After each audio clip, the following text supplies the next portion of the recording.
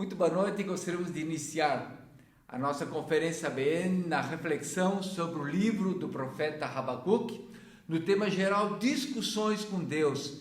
Queremos iniciar a nossa abordagem no capítulo 1, versos 1 ao verso 4, dentro do tema da legitimidade da discussão com Deus. Então gostaríamos de perceber inicialmente qual é o contexto histórico e literário do profeta Habacuque.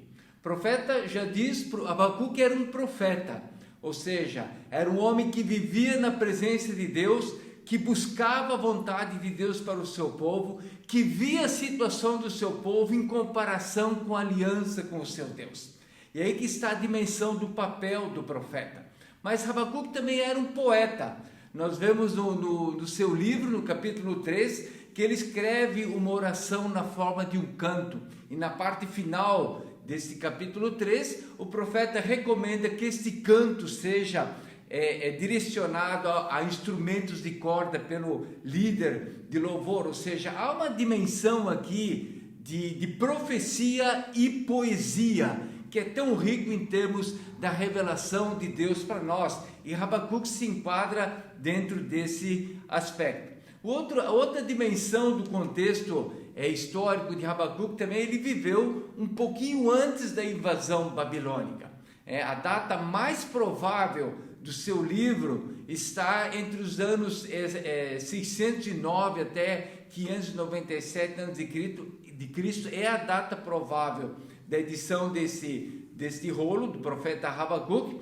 E esta menção no capítulo 1, verso 6, aos caldeus, faz referência então ao Império Babilônico. Então Judá não havia ainda sido invadida pelo Império Babilônico, era um tempo de muita angústia e Habacuque viveu esse tempo. Possivelmente Habacuque já era um homem de mais idade. Nesse período havia um tempo de muita injustiça, a lei estava sendo quebrada, a aliança de Israel, de Judá com o seu Deus estava sendo quebrada, a lei de Moisés não era observada e havia um tempo de angústia, havia um tempo de muita opressão, havia um tempo de dificuldades e Habacuque vivia nesse contexto. É por isso que Habacuque trata na sua profecia dessa situação que Judá vivia e ele coloca a sua dor diretamente para Deus, a dor da alma de Habacuque. Então nós percebemos também neste livro uma breve estrutura retórica. Nós percebemos como desenvolvem-se os diálogos em Habacuque. Inicialmente a primeira queixa do profeta é dirigida a Deus e Deus dá uma resposta. Habacuque fala sobre a injustiça de Judá e Deus responde que os caldeus trariam juízo. Esta resposta que Deus dá a Habacuque o deixa mais perturbado. Não satisfaz Habacuque e ele faz uma nova queixa para Deus, entra nessa dimensão da discussão com Deus e então o Senhor dá uma segunda resposta a Habacuque, que nós vemos no capítulo 2, e essa resposta leva Habacuque ao capítulo 3 numa atitude de uma oração a Deus para que o Senhor reavive a sua obra, que termina numa dimensão de um cântico de confiança na justiça divina. E é dentro dessa estrutura que estamos meditando no profeta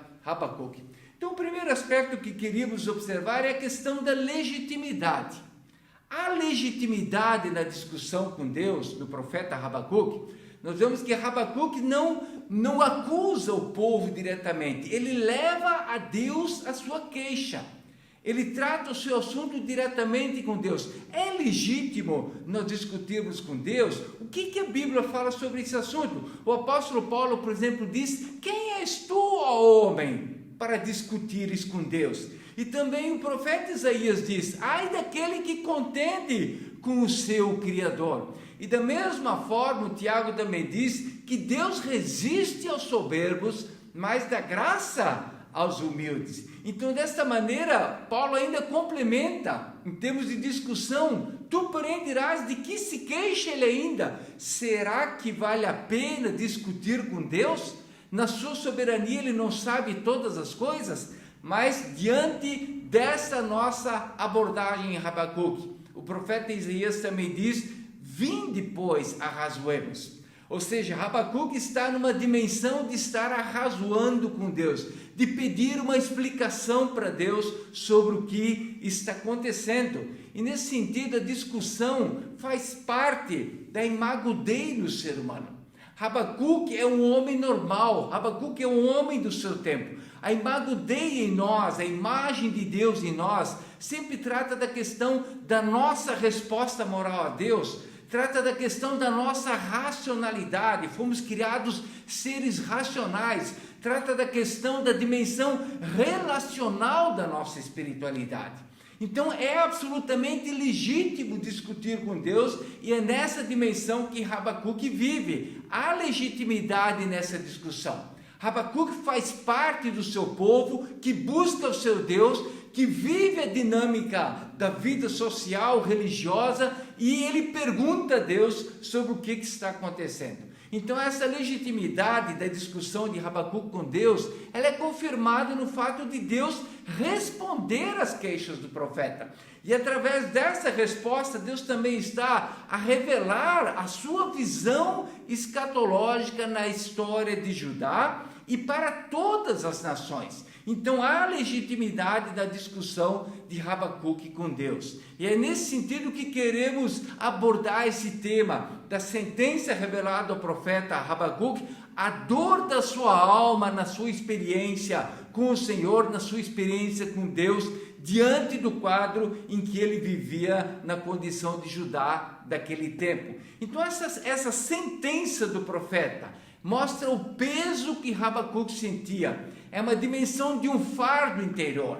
É a dor da sua alma diante daquilo que ele vê, diante daquilo que ele experimenta, diante da sua relação com Deus como profeta do Altíssimo. Habacuque fala diretamente a Deus sobre a dor da sua alma. Isso mostra também a dimensão da crise de fé que ele está vivendo nesse momento.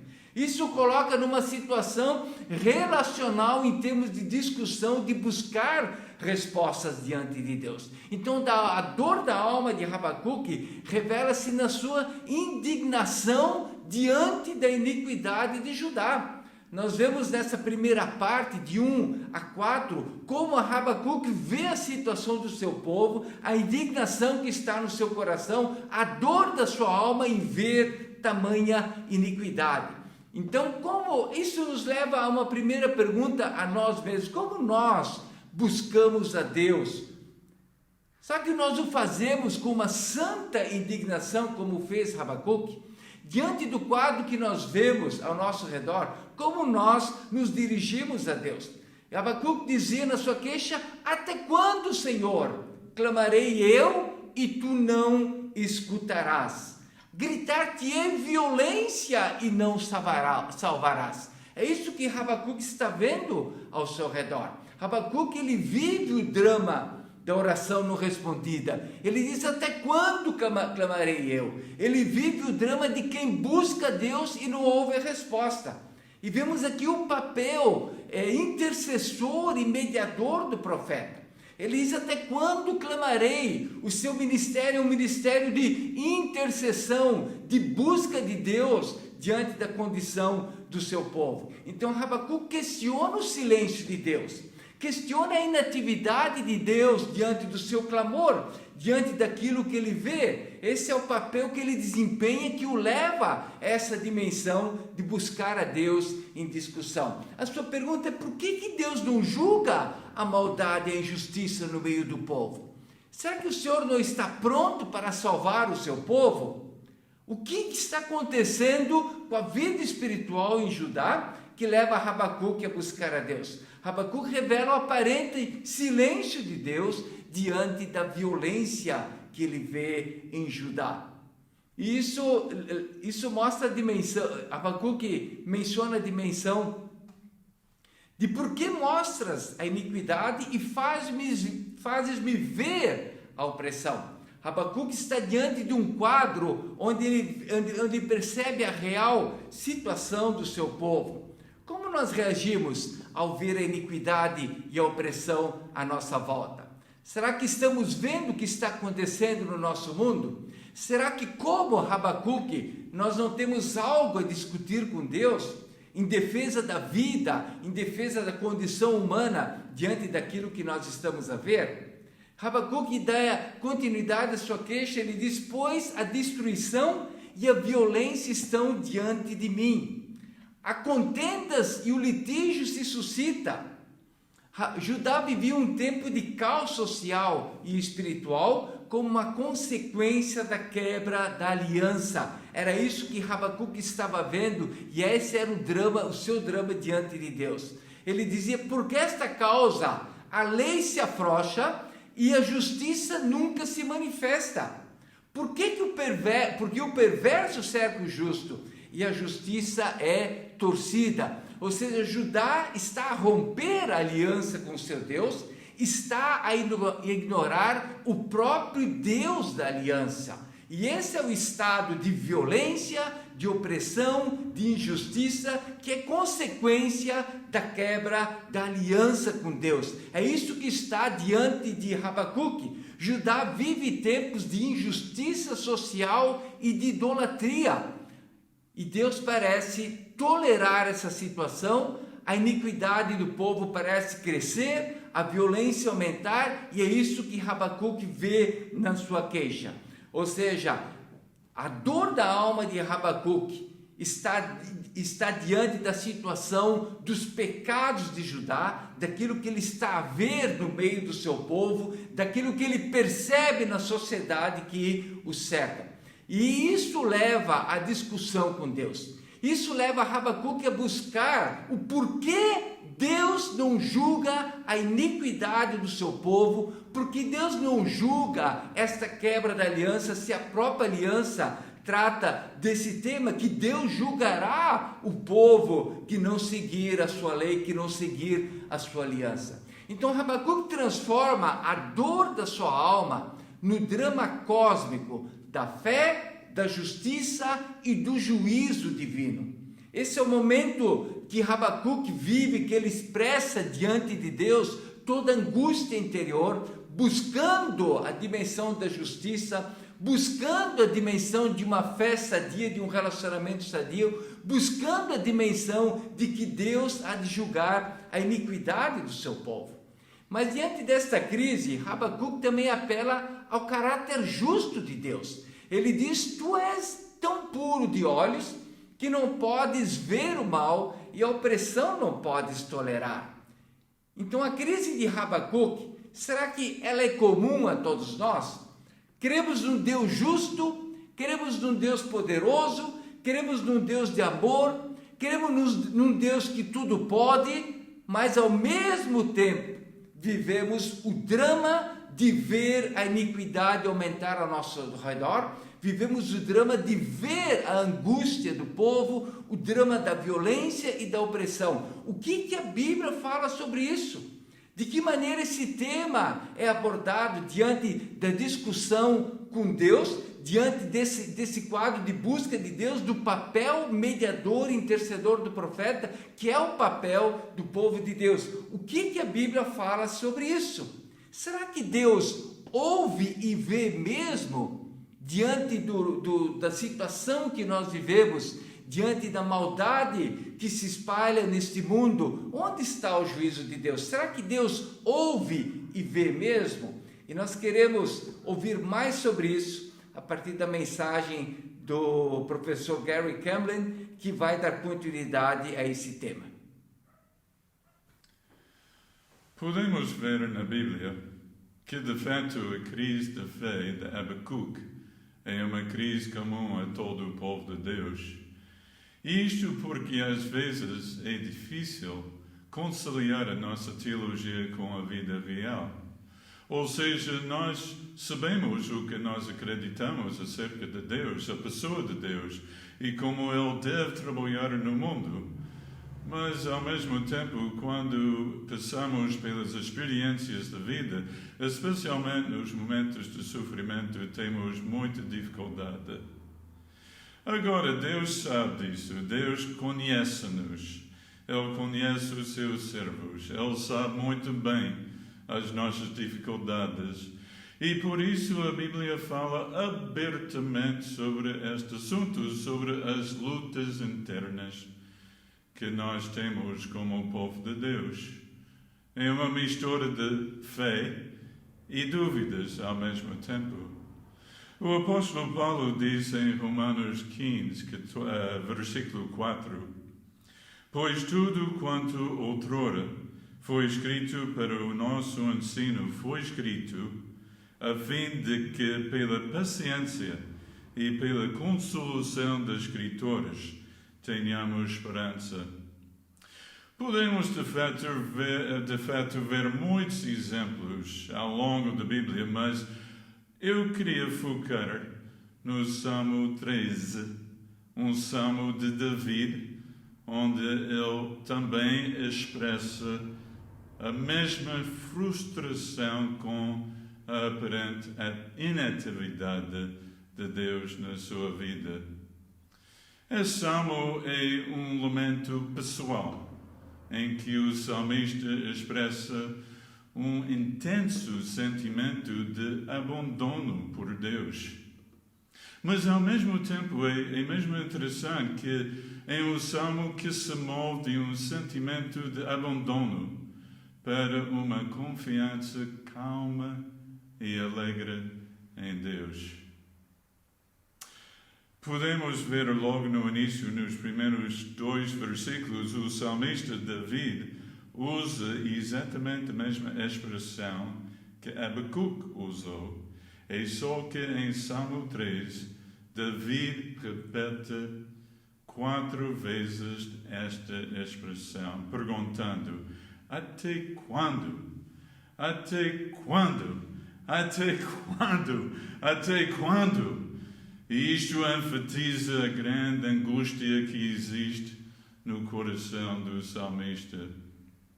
E podemos ver as várias partes aqui. Ele tem um sentimento de estar esquecido por Deus. Ele pergunta: esquecer-te-ás de mim para sempre? E isto também leva a um sentimento de distanciamento entre ele e Deus. Até quando ocultarás de mim o rosto? O rosto significa aqui o favor de Deus, quando Ele olha para nós com sorriso, com bênção. De fato, isto faz-nos lembrar da bênção da aliança que nós podemos ler em Números 6 e os versículos 24 a 26, a bênção sacerdotal. O Senhor te abençoe e te guarde. O Senhor faça resplandecer o rosto sobre ti e tenha misericórdia de ti. O Senhor sobre ti levante o rosto e te dê a paz. E o problema é que muitas vezes, e aqui é evidente, o salmista consegue lembrar do passado e a bênção de Deus no passado, mas agora, no presente, ele está a sofrer e não consegue fazer sentido disto. Isto acontece muitas vezes nas nossas vidas. Por exemplo, na família, podemos lembrar, por exemplo, os tempos quando a nossa família estava muito tranquila. Mas agora lutamos com filhos rebeldes e temos discussões intensas com o nosso cônjuge e começamos a pensar: então Deus, será que esqueceste de mim? Ou às vezes é uma situação no trabalho. No passado tivemos muito êxito, as coisas estavam a correr bem, mas agora parece que está tudo a correr mal no trabalho e o ambiente tornou-se muito difícil e pensamos que de alguma forma Deus removeu a sua bênção da nossa vida.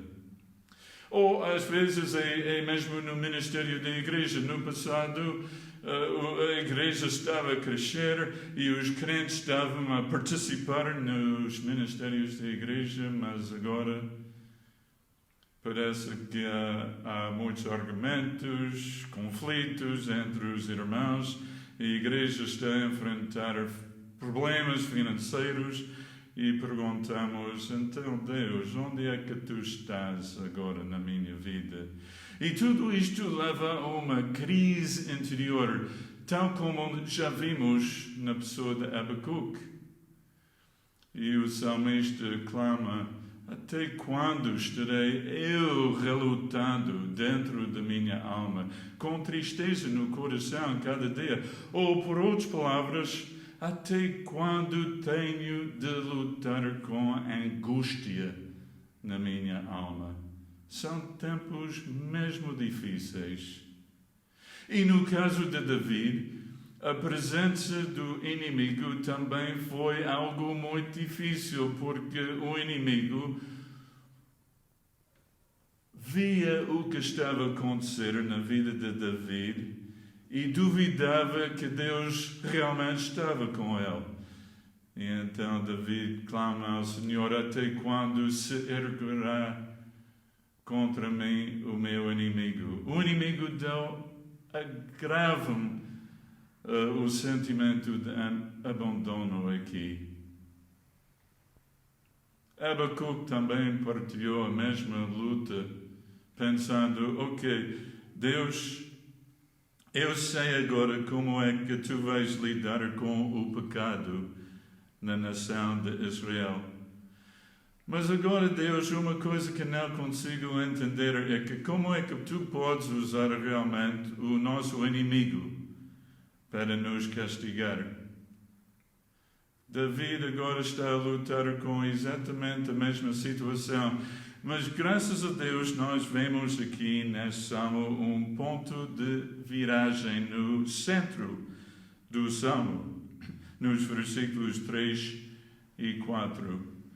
O salmista clama ao Senhor, mas não é a primeira vez. Talvez seja melhor dizer que ele continua a clamar ao Senhor, dizendo, atenta para mim, responde-me, ilumina-me os olhos.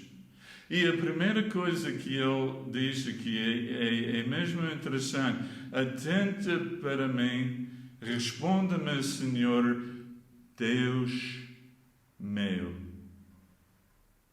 Esta expressão no fim, estas duas palavras são palavras significativas. Deus meu. Porque todo o Salmo pressupõe uma relação íntima entre o salmista e Deus. E realmente é esta relação íntima que encoraja uma discussão franca com Deus. Ele não é um ateu. Tal como Abacuque, ele é simplesmente um crente que ama a Deus e que tem, ao mesmo tempo, lutas internas. O salmista tem uma dor intensa no seu interior, mas ainda se agarra ao Senhor. Ele não desiste, ele nunca para de orar. Eu acho que esta é a chave para a resolução do conflito interior. E desta forma, o salmista agora consegue acalmar-se no meio das suas angústias. Nós temos a mesma promessa no Novo Testamento, no livro de Hebreus, no capítulo 4 e o versículo 16. O autor encoraja-nos, acheguemo-nos, portanto, confiadamente junto ao trono de graça, a fim de recebermos misericórdia e acharmos graça para socorro em ocasião oportuna. É exatamente isso que nós devemos fazer. E, finalmente, o salmista termina com uma expressão de uma nova esperança, dizendo, no versículo 5 primeiro. No tocante a mim, confio na tua graça, regozija-se o meu coração na tua salvação. E a palavra graça aqui é uma palavra importante no Velho Testamento, é a palavra chesed na língua hebraica. Essa palavra é traduzida de várias formas, mas realmente significa o fiel amor de Deus para com o seu povo da aliança. Ou seja, o salmista confia no Deus da aliança, no Deus que é fiel às suas promessas. Abacuque também afirma no capítulo 2 e o versículo 4 que o justo viverá pela sua fé. É exatamente a mesma coisa. No último versículo, David consegue terminar, tal como Abacuque consegue terminar. David consegue terminar com um coração alegre, dizendo: cantarei ao Senhor, porquanto me tem feito muito bem. Agora, o que é interessante é que a situação ainda não mudou, mas ele lembra-se dos atos de Deus no passado, a bondade de Deus no passado, e agora ele olha para o futuro com confiança. E desta forma, deste modo, a fé subiu das mais baixas profundezas do desespero para descansar em Deus. Deus ouve e vê mesmo? A resposta é sim, mas ao mesmo tempo nós sabemos que haverá momentos de confusão nas nossas vidas. Haverá momentos quando nos sentimos abandonados por Deus. Porque nós vivemos no mundo em rebelião contra o seu Criador e por isso as coisas não são como deveriam ser. No meio da nossa confusão, precisamos de fazer exatamente a mesma coisa, precisamos de nos agarrar a Deus, confiando no seu amor e na sua fidelidade. Nesta vida, sim, teremos sempre uma mistura de luta interior e, ao mesmo tempo, confiança no Senhor. E aquela tensão não será resolvida nesta vida somente com a segunda vinda de Jesus Cristo. E nós temos uma cena muito bonita descrita no livro do Apocalipse, quando diz que naquele dia, Apocalipse 7, capítulo 7, naquele dia, o Cordeiro que se encontra no meio do trono os apacentará e os guiará para as fontes da água da vida, e Deus lhes enxugará dos olhos toda lágrima, finalmente, naquele dia. Discussões com Deus é uma experiência comum a todos nós. É, de fato, legítimo dialogar, discutir e lamentar com Deus. Mas será que há limites para a discussão se queremos chegar a um bom porto? Na próxima mensagem vamos tentar responder aquela pergunta.